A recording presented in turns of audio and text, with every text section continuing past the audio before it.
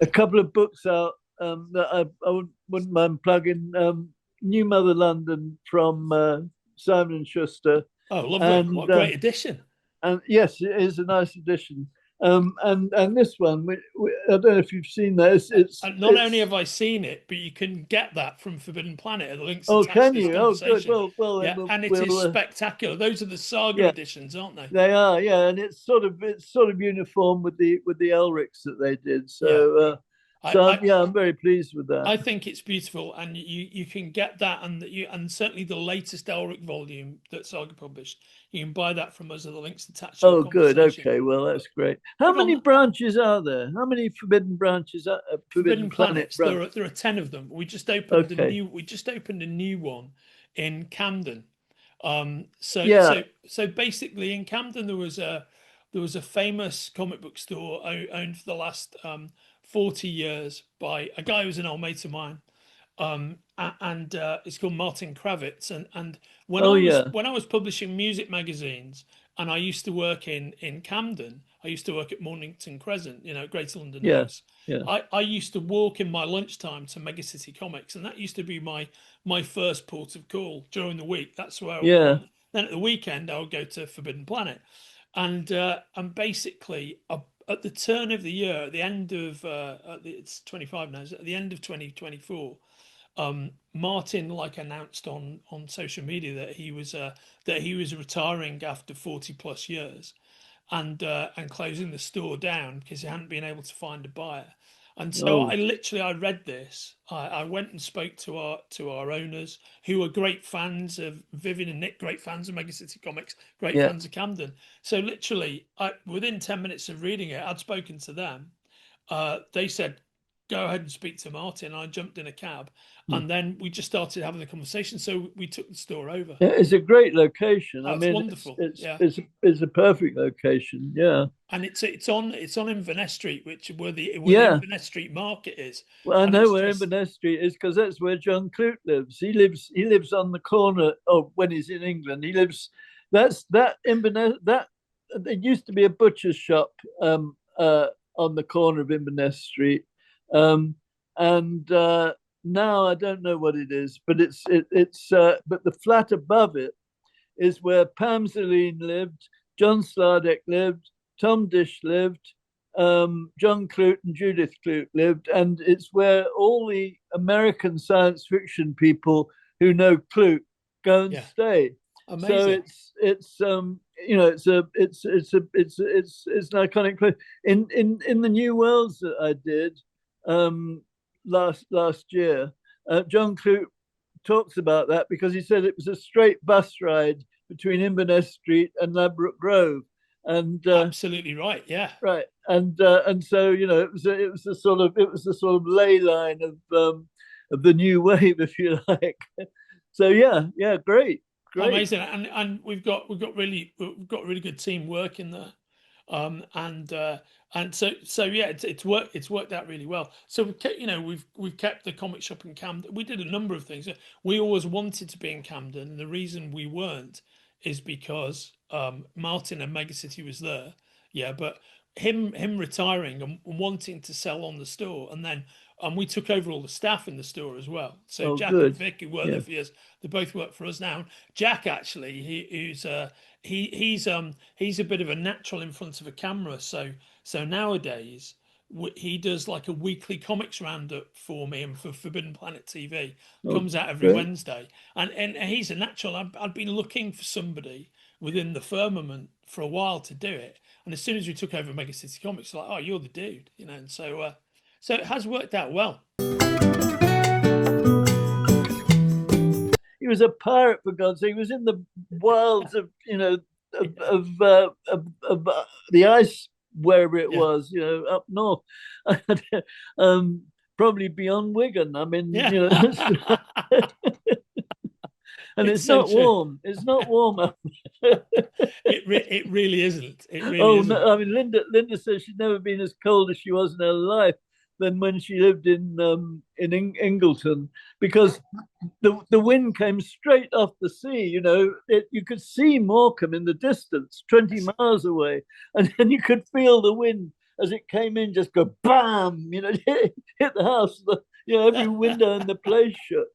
It certainly is cold up north. I took a bunch of people up home to Liverpool recently, and some of my mates, and they turned up the station and in London. I was like, lads, you're all wildly underdressed for where we're going, because you get off the train and the temperature's like 5 to 10 degrees colder just straight off the bounce. Yeah, absolutely. Yeah. Well, poor Linda came from California. Yeah. In October, I think it was, October, November. That was the first she ever saw of.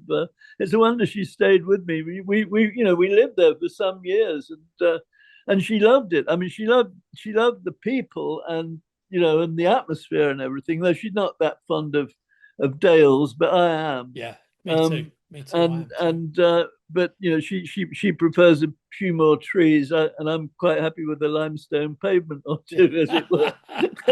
Yes, but absolutely. But she loved, she loved being there, and she got on. She came back one day and she said, "This is the guy in the post office in Ingleton," and she was just all over herself. She says, "Do you know what happened to me today?" I said, "No," and we'd been up there about 3 years. She said, "John in the post office called me by my first name." And it meant, she'd finally been accepted in the village. That means everything. Yeah, quite. Anyway, sorry, we better get on. Oh yeah, well, let's talk about some work. So finally, after a couple of false starts or false endings, you've concluded Wounds of Albion to your and Linda's satisfaction, right? Linda won't read it again, but John Davies just read it, and he said he enjoyed it a lot. So that's good enough for me. He's edited it, edited the basically line edited it. And I was pretty sure it was okay when I finished it. So, but you get a bit nervous after you've fucked up once. So anyway, yeah, it's and I think it is. I think it's a lot better than it was. I mean, considerably better. So, I mean, I found it fascinating because when we were hanging out last summer, I saw you, I think, the day after you'd completed it, and you were so happy and so over the moon, And when you then, when you rang up a couple of weeks later and said, actually, scratch that, it's this, and it's this. I was genuinely surprised at the time. Well, it's never happened to me before, ever. I've had a book rejected once, and that was City in the Autumn Stars, because the guy said, the editor, name anyway, I won't try and remember his name, but anyway, the editor said, I think it's a great literary book, Mike, but I asked for a fantasy, and so I had to cut out an awful lot of that. But that's the only time I've ever had to redo a book. So I think what had happened is I don't know, I tried to put too much in, and so now there isn't as much in it as there was. There's a bit more reminiscence than there was in certain places, but quite a lot. I think I'm just going to write as short stories rather than try to work them as autobiography. Yeah. Although they are autobiographical largely, but I'm going to write them as short stories. I'm doing one now. It's called Monkey's Razor. And it's about a bloke and his razor in Notting Hill around the early 60s, when just after the so-called riots, which weren't really riots at all. But anyway, sorry. So I'm pleased. I'm pleased with the one I'm doing now. I mentioned the Richardsons and the Krays, and all that stuff. I used to know some of their small-time operators, not them themselves. I wouldn't want to have known them, because the only time I ever met the Krays, they really put a chill into my stomach. I've never felt my bowels go cold as I did when the Richardsons, they were looking for a friend of mine who had rather stupidly across them, cheated on him. I mean, I wouldn't have done it anyway, but this was an idiot. And they were quite, they were polite. They're like coppers, really, or coppers of that day. Yeah. Very similar. They you couldn't have really, might have mistaken them for coppers. They had the same sort of sharp suits and so on. And they came looking for this guy, Paul. And as I said at the time, I would have told them if I didn't know where he was. I'd have told them right away. You sang like a canary. Yeah, I would have done. They were terrifying. And apparently the Richardsons were worse than they were, Oh, really?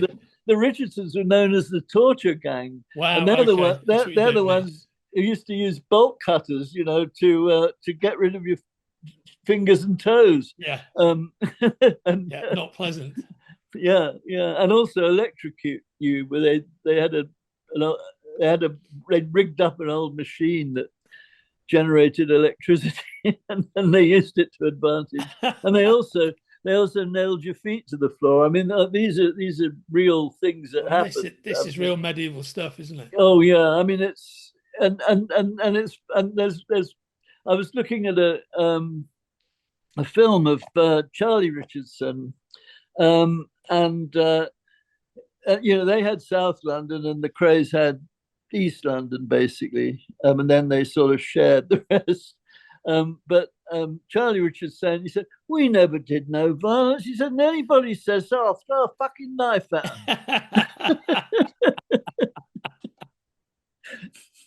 Anyway, so anyway, that's that. I'm enjoying sort of being back in that milieu for a bit. Fantastic. Yeah. So, what's the? Can you talk about the premise of the story, or is it too soon? What, Monkey's Razor? Yeah. Not really. It's about a guy called Monkey who's very fond of his razor, and has used it on occasions, but not many. He's not a particularly violent person. It's more to do with his relationship with his girlfriend and his family and stuff like that. It's based on a friend of mine who I could never tell that anybody had done me any harm, because if I did, this would happen, I'd say, that bastard, so and so, he still hasn't paid me for that, whatever it was, and the next day he'd say, "It's all right, mate, it's all sorted." And the bloke will have been bricked, Everybody needs a friend like that. Yeah, well, it's sort of, in a way, but you couldn't afford to, really. He had the face of an angel, this bloke. His name was Kevin. He's probably still alive. I mean, and luckily the law's changed now, so he doesn't have to. He doesn't have any work. It's all out of work these days. Now, Mike, the other thing we were talking about, actually, just before we get off Wounds of Albion, and we've covered this a few times before, but you just want to set the scene about what people can expect from the book. Well, it's a continuation of the Woods of Arcady and the Whispering Swarm, which is one, genuine autobiography, two, completely fake autobiography, three, fantasy, and four, sort of historical adventure, I'd say. So it's really, all those elements are in it. And at certain points in the book, which you don't always expect, and I don't signal them, but at certain points in the book, they all come together, and I will completely. I'll get my man Josh. Hello, Josh, to give us a skip fade on that. So okay, thanks, Josh. So yeah, Josh is a good lad. And by the way, I know this, and he'll know this when he's watching this tomorrow. He's editing it. He particularly loves these conversations because he gets to see the bits that I don't cut, that aren't cut out, to me. So, or he gets to see the bits that are cut out and he cuts them out. But he always really enjoys the raw conversation. I'll try and put a few more in then, Josh. Yeah. Oh, yeah. No, he's a big lover of the anecdotes. Yeah, for sure. You see, this is what I love about these conversations, because we've already gone from the gangster elite in central London to Wounds of Albion to Conan should really wear more clothes. And where else can you get that range of subject? And on that note, Mike, actually, I tell you something I wanted to mention. You've got an upcoming new Jerry Cornelius story in the new collection that Maxim Jakubowski's putting together. Oh, that one, yes, Yeah, yes. I think the collection's called I've done one Postcards from the since then. Edge. Yeah, Sorry. I think it's called Postcards from the Edge. That Yes, collection. I think it is. That's Maxim's anthology, the Ballad Yes. anthology. Yeah, Ballad anthology. Yeah. yeah. I've done one since then, which I thought I'd sent you a copy. Wigan. I mean, it's almost done for you. I mean, it's the it's in that big New Worlds that I did. Oh, so you sent me a PDF of the story, but Oh, you I haven't didn't. sent me a copy of the Oh. book. I would love that, mate. That'd be amazing. Oh, right. What I'll do is I'll get John Davy to send you one. Email me an address, an ordinary postal address, because John Davy's the publisher, and so he can send. It's easier for him to send you one than me. I'm sorry, I thought I'd given you one, but maybe they hadn't come. No, they hadn't come out when I last saw you. Yeah, that's right. Exactly. Yeah, that's right. Because we lost two bloody designers. I think I told you that. You did tell me that. Yeah. So that's right. When we last met in person, it hadn't come out yet. So yeah, right. Okay. That, no, because there's some really nice illustrations too. Mark Reeve, who did the illustrations in the multiverse for the Seton Begg story, has always felt that he'd done a bad job on that. I mean, he looks at it and he shudders personally, but he's really improved as an artist since whatever it was 20 odd years ago. So he's done a number of illustrations for it, some of which are in that issue. But that issue is a precursor to the one that PS is doing, Pete Crowther's outfit, and they're doing the paperback version of New Worlds, which has got Wigan in it too. Oh, amazing! So, yeah. So Wigan is much publicised in the science fiction world. That's what I like to hear. That's fantastic. And there's something about pies. And, I mean, it's a very yeah. You've got. Here we are. By the way, viewers, back on the pies again. Yeah. It's got the legit Wigan pie shop in there. So amazing. I would very much appreciate that, mate. That's great. Good. Okay. Yeah. That'd be awesome. Let's talk a bit about the Von Beck collection. Well, yeah. I'll do a show and tell thing. If any, I think you can see that. Some good stuff. Well, it's this was on another, about 30 years ago. They put it on. White Wolf put it on a book, but it's not the same book. But the character, is the same, so it doesn't really matter. It's got Warhound and the World's Pain in it, which is being done as a comic, by the way, in France as I speak. Although, because our flat, I didn't tell you about our flat and the fire damage, did I?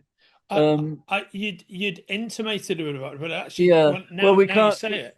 We can't get to France yet because we've got real trouble. We can't get our flat repaired, and until we get it repaired, we can't go to France. So we can't come to England this summer the way we usually do. We'll probably try. We're going to hope that it'll be done by autumn or Christmas and come over then. Then we've got to worry if we'll be let back into the country, of course, which is another thing. Anyway, this is the two main Von Beck stories, Warhound and the World's Pain and City in the Autumn Stars.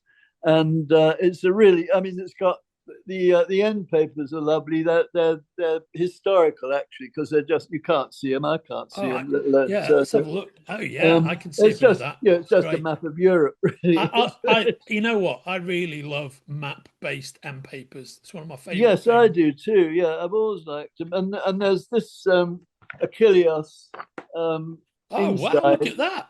Well, that really is pushing the boat. That's what they've started. Not many people would do that these days. They've started. It happened once. The first with the last Elric book, because I think it was because of COVID, and they couldn't they couldn't get the interiors that they were going to have done in time. So rather than lose them, they put them on the inside jacket. And once they'd done that, they thought, oh, well, we might as well do it. We like this one too. So they put the Achilles one on, which was originally done for Warhound, and did put that on the inside of the jacket. So, I mean, it's a really well done sort of authoritative volume. You can tell the publisher really wanted to publish it, if you know what I mean, and that makes a lot of difference with a book. I've always thought, that you've got to have that soul in a book to make it, to make people see that the publisher likes it, and if the publisher likes it, probably there's more chance they will. And then the same firm, but not the same department, have done Mother London, which is which doesn't have any maps. Because it's basically the same edition as the first edition that Cape did. It's a lovely size, though, isn't it? Yeah, it is. It's the same size as the Cape edition, and well, it's a nice book. I'm very pleased with it. I think that's how do you feel about Mother London?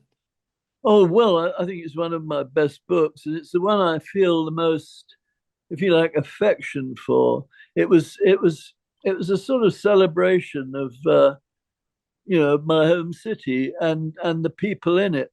I don't really remember much about it. I never do remember, once I've finished the book, but it was meant to. But what happened was I was doing the Piat books, which are about the Holocaust, and they were really beginning to grind me down. Just the research and the thinking about it, and I just needed to do something that was uplifting, that celebrated people rather than showed the bad side of them. So that's it's, in some ways, it's my favorite book. That and Gloriana, probably, in fantasy, which Joe at Saga also did, and I think that and maybe these books that I'm doing, the Whispering Swarm books, I think too, are some of my favorites personally, and they partly because I do feel a strong affection for the characters. I mean, it's the same with Elric. Elric remains my favorite fantasy character of the as it were, the big 3 or 4, however many there are. I just like him. I mean, I think he's a swine, but I like him. I mean, I've liked many a swine in my time, so it wouldn't be as we've been discussing. But so I think Mother London's definitely up there. I think the Piat books are probably the best books I've done, as literary fiction. But Mother London's the one I feel fondest of in literary fiction. They haven't done this as a genre book. They've done it as a straight novel, which I'm glad about, because people put it in the fantasy section, and then somebody who wants Elric gets very disappointed indeed. But it's always a problem. I've had it all my life, and it's a problem I'm glad to have. As I was saying once about somebody, I shall not mention them being dead. Don't let that stop you, mate. No, but his wife's still alive, and she's a nice woman. Okay, got it. he and his kids are still alive, and his ex-wife is still alive. I mean, I don't know. Anyway, Understood. he once came to me to give me advice. I don't mind taking advice, but this advice was, why don't you put your fantasy novels under a pseudonym so that, because people are not going to take your other novels seriously if you don't. And I said to him, all from the very, very beginning, my mission, if you like, has been to bring them all together, to bring everything together, to make there to be no difference between a good fantasy novel, a good literary novel, a good, good genre novel, whatever, or a comic book or a movie. I mean, none of these should be distinguished between, and you're telling me to basically to throw all that down the drain and essentially spit in the eye of the public that I've been saying, there shouldn't be any distinction. And I think it turned out right in the end. I mean, he did his, I think he did detective novels under a pseudonym, but and others I know with, if you like, an ambition to please the establishment, the literati establishment, have done stuff under pseudonyms and so on. But that isn't my mission at all. I mean, it wasn't in New Worlds, and it wasn't in my own writing career. I want my books to be taken for for their own value, not for what genre they belong to and so on. So that's why I've always done. I've done comedy thrillers, I've done comics, I've done so much, because I can't see anything. I never distinguished between them as a kid. Yeah. I never distinguished between them as a young man. So why should I bloody start distinguishing between them now? A story is a story, and a narrative is a narrative, and these are artificial brackets that people place. They are, and you use a certain form to tell a particular kind of story. I mean, that's the only difference. Anyway, there it is. I love that anecdote for two reasons. One is that I love your point of view about this, and we've talked about it before, and I couldn't agree more. But also, I know who it was who gave you that advice, because off camera we've had this conversation. Yes, probably. As soon as you began to say it, was demystified for me. Sorry, viewers. I know that you don't know, but I do know. And it was it is a great story, but a mystifying piece of advice, I think. Well, it also is a little absolute. Linda hates him. She's always hated him. I mean, it's nothing to do with me. She's known two of his ex-wives, so that's why she hates him. I've known them too, but I mean, not on that same sort of, not in that same way. But he was sneaky. I think he's the only person I've ever known who was that much of a sneaky gossip. Is on a YouTube interview with somebody who really admires him. And I've nothing, of course, against people admiring him. There's probably every reason to. But this is after he came over and shook hands with me, as if to bury the hatchet. I had no choice but to shake hands with him because there were other people around. I didn't want to, embarrass them. And I thought, fine, I've got no problems, fine. And then he goes and gives this interview, which rubbishes New Worlds, a lot of the stuff I was doing, and so on. And I really is the only person I know who's I mean, in writing, who was that tricky, who was that not a person I would introduce my old mum to, put it that way. I totally embrace what you were saying. Yeah. Anyway, but we'll stop that. Well, I'll stop that anyway, because everybody else loves him. At least lots of people do. So Well, I mean, but he also drove a wedge between me and Jimmy Ballard. I now realise that at one time, and I wasn't. Mike, I think that was the context in which I originally heard the story. Was you talking about that? Yeah. and that was if I'd have known that earlier, you know, I could have dealt with it, but I didn't. But, anyway, enough of that. I'm going to take before we get into Elric, which we've got some interesting stuff to talk about with Elric. I'm just going to take a quick detour into Tarzan, because I had a Tarzan experience the other day, which I thought you'd enjoy. We've done some work with the Rice Burroughs estate over the years, and I know the guys who run the Rice Burroughs estate really well, actually. So hello, guys, if you're watching. But I was in a meeting the other day, and with them, you know, transatlantic Zoom call, that kind of deal. Yeah.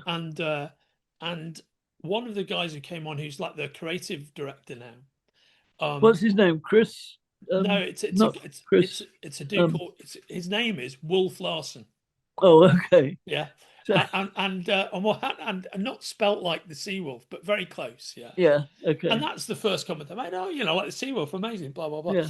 And then as it went on, my kind of my on the kind of film TV critic brain sort of went into overgear, and I ended up stopping the meeting about 10 minutes later to go, hang on, mate, didn't you play Tarzan in the 80s? Aren't you the big like feather herd, you know, kind of 80s glam band version of Tarzan? Isn't that you? And it was, because he was a good looking bloke, but he had you know, he was a man of a certain age. He was in his mid late 60s, you know, he had his haircut short, but he was a fine figure of a man, you know, very imposing. Oh, great.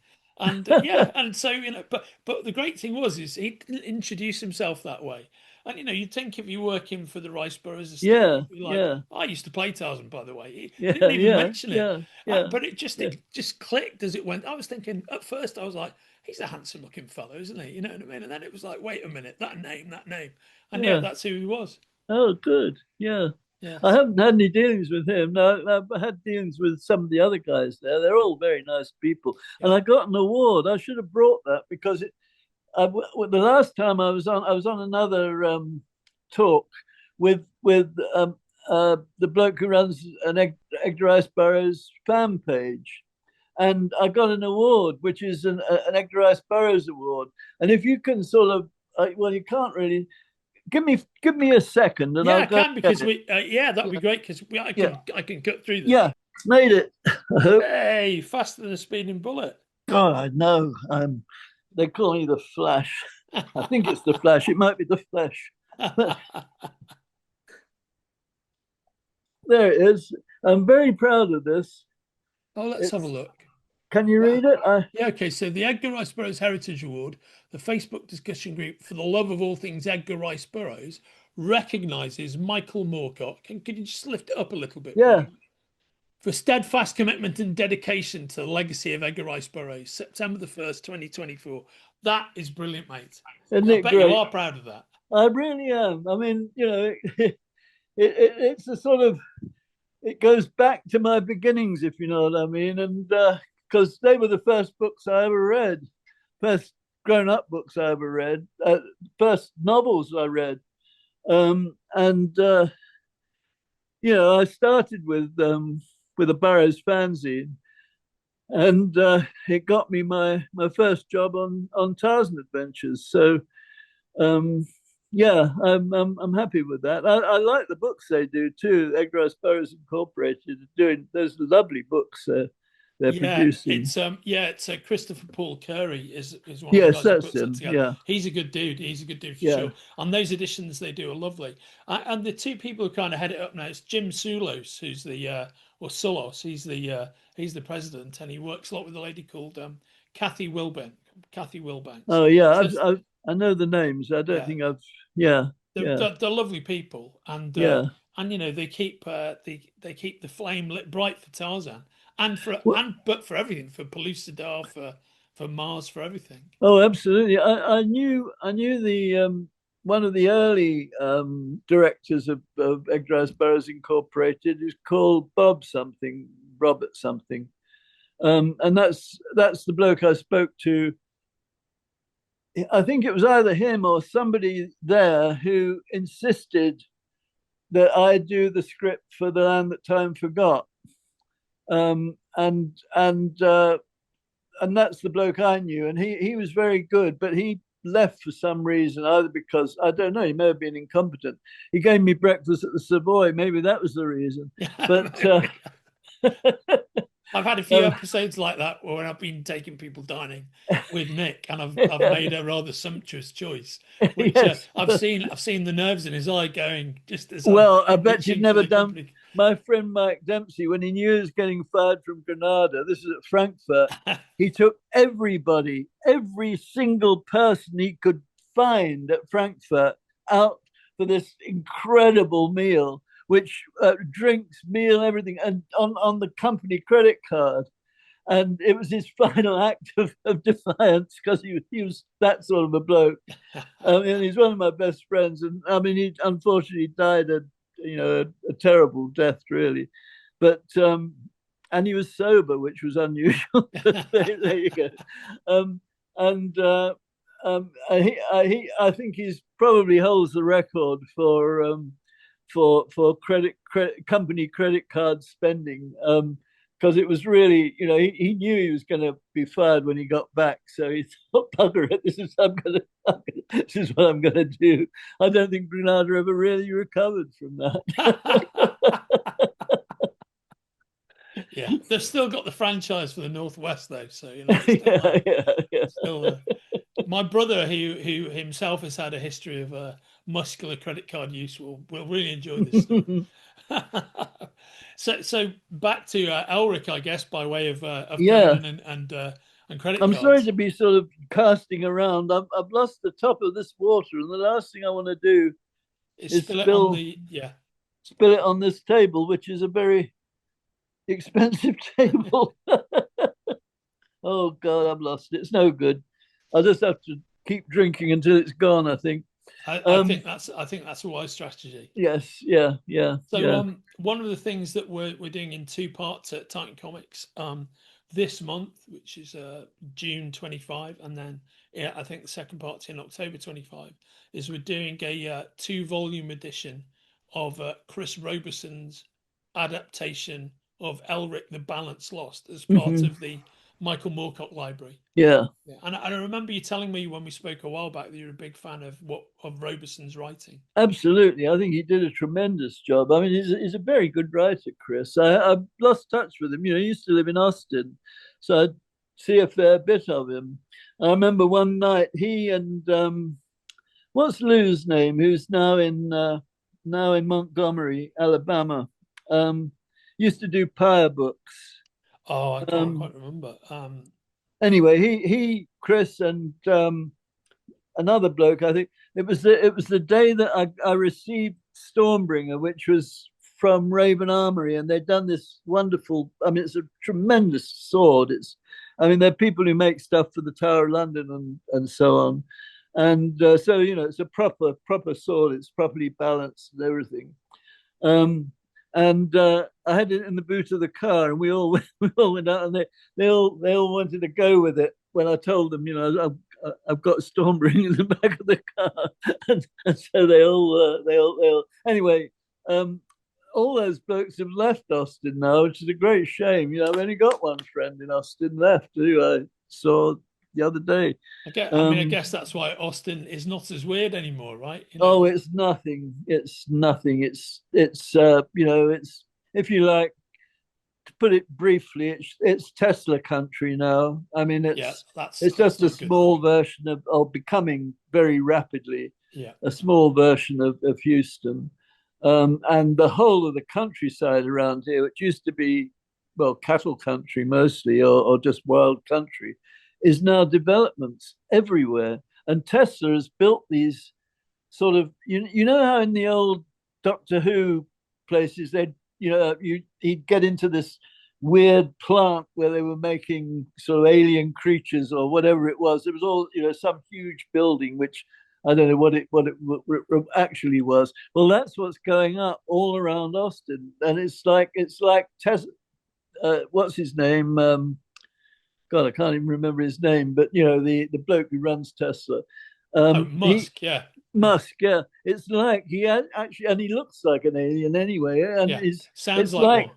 Yeah, he does, and it's like he's come down, as the the precursor of the aliens, to build these huge, mysterious, often windowless buildings that seem to stretch for miles. Yeah. And he's even got roads named after him now, or rather the company, Tesla Way and all this sort of thing. And as a result, I mean, the one thing that has been done, they've at least, I mean, it's a good thing or a bad thing, but California should have done this, but they've at least built a lot more housing for people who are coming in.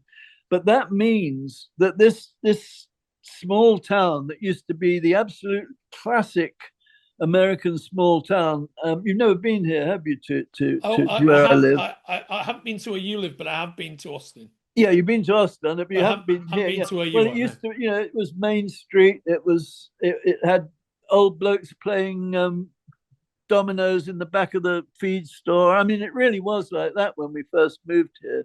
And it's still been kept a bit like that, but more as a tourist. It's got increasingly yuppified. And now there are building estates, housing estates, which, I mean, people have got to live. I'm not saying anything against people living in a decent house, and an affordable house, but they're everywhere. We used to go out for a Sunday drive, and it was countryside in all directions. Now it's houses in all directions. I mean, places that every time we go to Austin, I think I'm seeing new places built, on the road up. So eventually, I suppose, we'll be a suburb of Austin. Yeah. But I did discover that in Houston, they have one great shining star. And I've got it. Linda won't take me to Austin. I need a driver. It's only 2 hours away. It's a shop that sells, wait for it, Melton Mulberry pork pies. Right. Okay. There we go. Plus, they also they know what they're doing. They say it's none of this, it's none of that, it's this. It's watercress pastry. It's got jelly in it. It's a proper pie, and they do other meat pies as well. So there's this pie utopia only 2 hours from me, and that wicked woman, that she will, just because she's 82 or 3 or however old she is, she will not drive me to Houston and back. It's a mere 4 hours. I mean, admittedly, a little longer if we get into a traffic jam, because that's the other thing that's happened now. We're like California, we never used to get traffic jams, or what they called traffic jams, was lasted about 2 minutes, and then vanished. Yeah. Now we get real traffic jams. And she won't take me there. Think of that. I mean, wow. It's just if there's anybody out there in Houston who wants to do an old man a favor, it's I forget the name of the shop. It's called something like the Great British Shop or something. They've got 2 branches in Houston, or the Houston area, and but they're the reason I don't send off for them is that they charge far more than the pies cost for the postage, because they need to be sent overnight, and frozen. Yeah. So yeah. So they're there, but along, but not so near and yet so far. Well, yeah. Well, I'm fairly certain, Mike, that this year I'm overcommitted, but I'm fairly certain that I'll be getting over to Texas next year. And if my trip coincides with when you're at home, in the Austin suburbs, that's what we'll do. That's what we'll do. We'll do that road trip. Well, yeah. I mean, I mean, I'm only kidding about. Yeah, I know. But that would be great. If I can wait till then, of course, because I mean, yeah. I'd go to Galloway's when I'm seeing my dad and send you a bunch of stuff over, but it won't make the flight, unfortunately. No, and also they won't let it in. I mean, they won't even let one of those horrible Frey Bentos tin pies in anymore. Not even so and I can't see how they're going to contaminate the American meat industry, since they're encased in solid whatever it is, tin. Tin, yeah. Anyway, enough of that. But I do miss I do miss a pie. Oh, It's a terrible thing to have to admit, really, that I'm addicted to pies. yeah, me too. It is a glorious addiction. I mean, I read a while back that you know the actor Sean Bean, the English guy Yes, from Sheffield, very good yeah, actor. He's in a lot of American stuff, but he famously played Sharpe in the Sharpe TV series mm. over here for many years, the Bernard I Cornwell like that character. series. Yeah, I I watched it. loved it too. Yeah, yeah, It's great, and they filmed that like you know, somewhere like Slovenia or somewhere like that. Yeah. yeah. And I read an interview with him recently that said the way he got through the lengthy filming over in Europe was he used to take a suitcase full of Frey Bentos pies with him, and that's what he ate night after night I after knew night. I liked that actor. I knew, I knew that was my favorite sort of TV. I don't know what you call it, adventure series for a Oh, long it's time. great, isn't it? Yeah. Linda didn't like it, so I'd have to watch it either when she wasn't around or on on the small screen, as it were.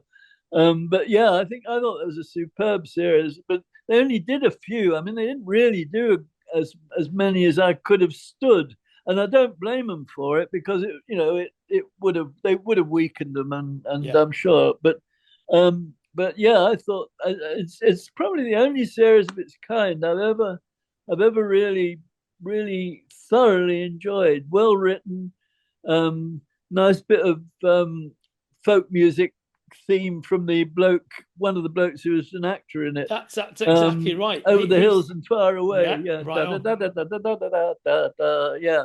And he would sing that as they're riding along the horses Yeah. and all that. Yeah, for sure.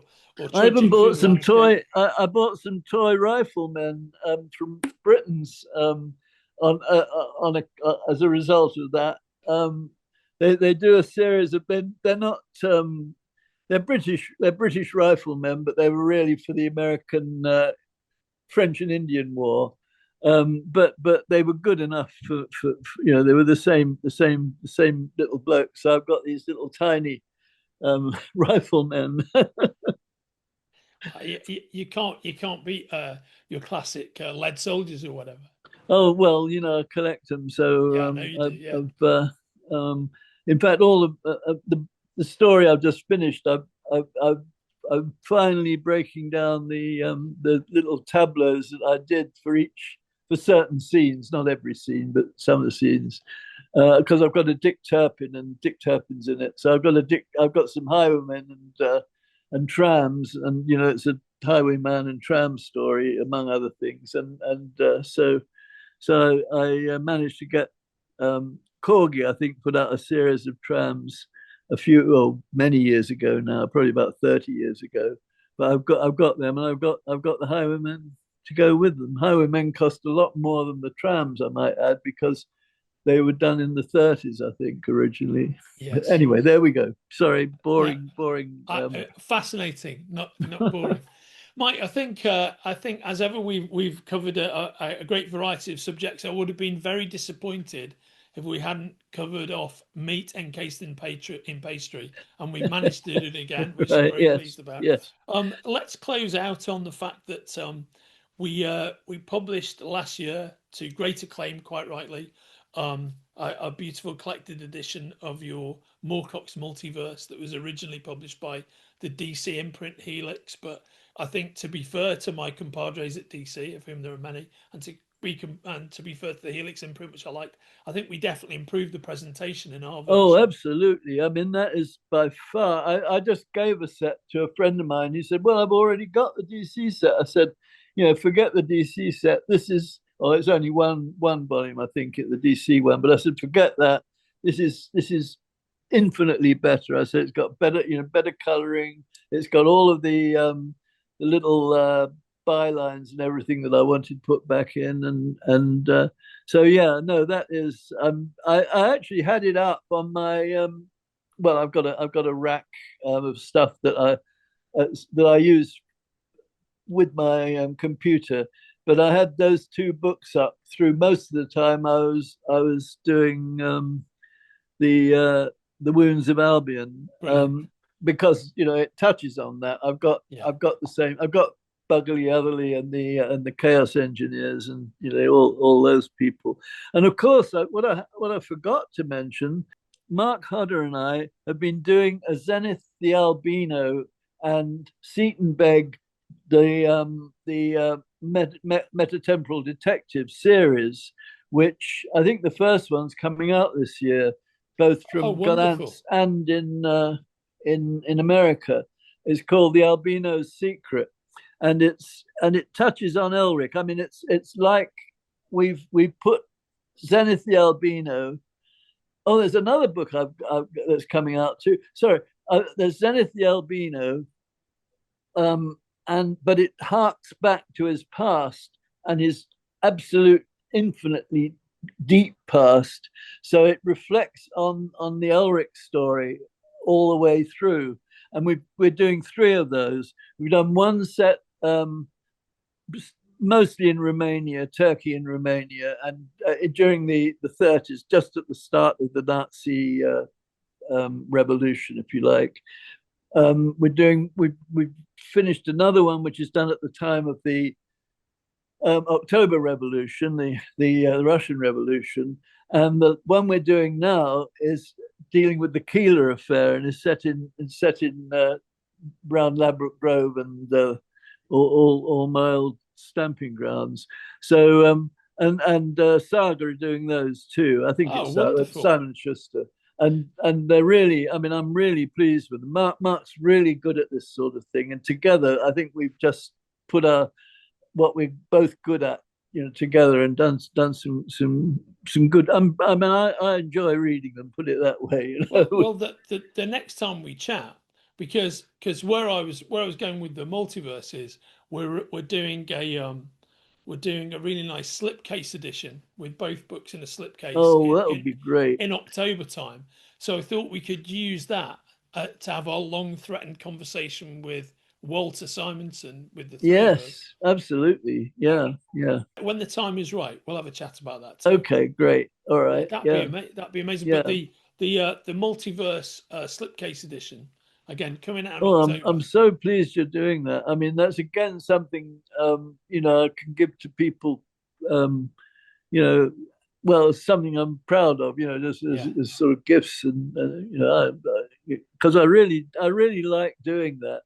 And it, as you know, it didn't do particularly well when it came out from DC, because Americans had no idea of the idea of the weekly comic, or that had different stories in.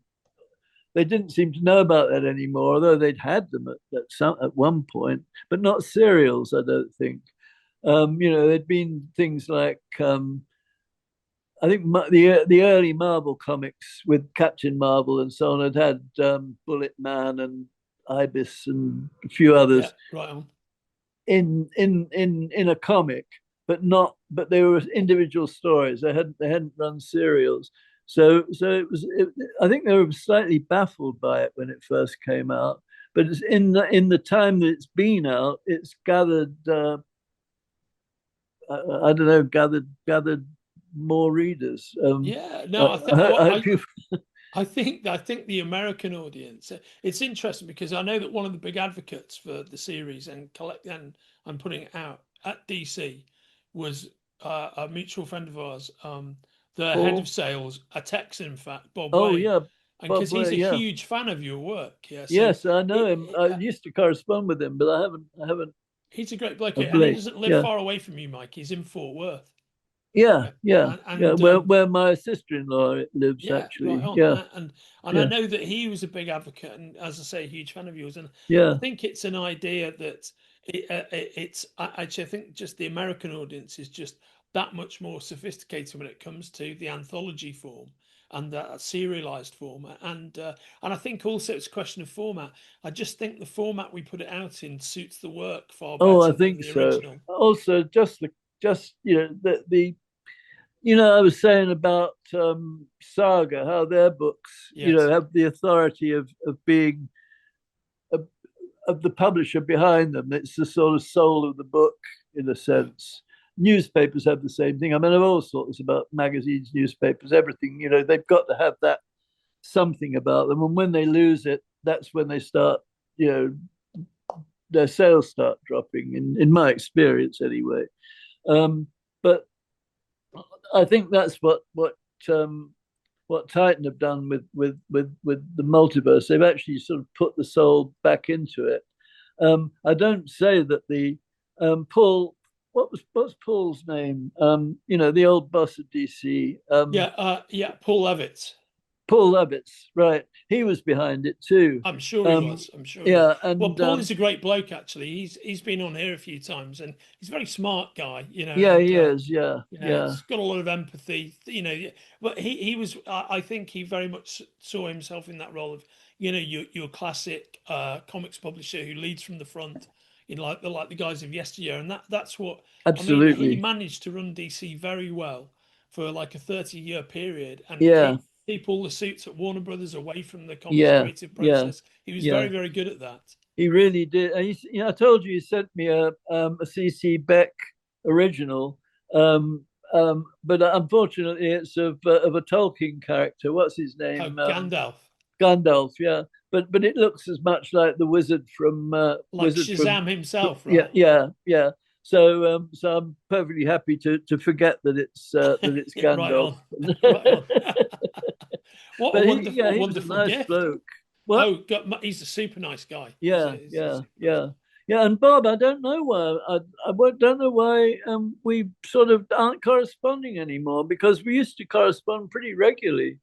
Well, I would say it's Bob's retired, and he probably doesn't have your email address. But I know the minute he sees this, the next thing he will do is say, "Can I pass on your email?" So if you don't mind, that's exactly what I'll do. Absolutely, because Linda's been talking about going up to Fort Worth to visit her sister, who's also immobilized. So it's one or the other of us has got to limp down or up to Fort Worth and make contact.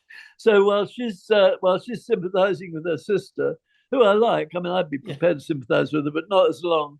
I can see Bob. Oh yeah. I mean, I'm sure he would absolutely love to meet up with you over in town. Yeah, he can show you around Stately Wayne Manor, where he has like 4 decades worth of comic books. I've told a lie. She's not living in Fort Worth anymore. She's living in the other one that begins with W. Used to be Fort Wayne. No, it's not a fort. It's it's not that far from here. Oh, that's a shame. Yeah, and unfortunately, it's where is it? It used to be sort of known as a kind of nerdy city. I mean, nobody, almost a joke city in Texas. Oh, bugger. Anyway, that's where she's at. But actually, apparently, it's become, with Austin getting less cool, this place has become cooler. They used to have a lot of angels up there, and they had a big angels fight there a few years ago, which was famous. But I mean, as usual, I don't think the angels were too bad. I don't think they really did a lot of Waco, that's it. Yeah. Waco, yeah. And Waco. People used to call it Waco. They pronounce it Waco, though. Is that no? right? It's called Waco, but It's people Waco. call it Waco because at that time it was thought to be, full of nuts and nerds, which it may well be. In which case, it's the city for me, I must say. But I probably won't be let back in next time anyway. So I'll be looking up. I'll probably be moving to Wigan. Another brilliant W city.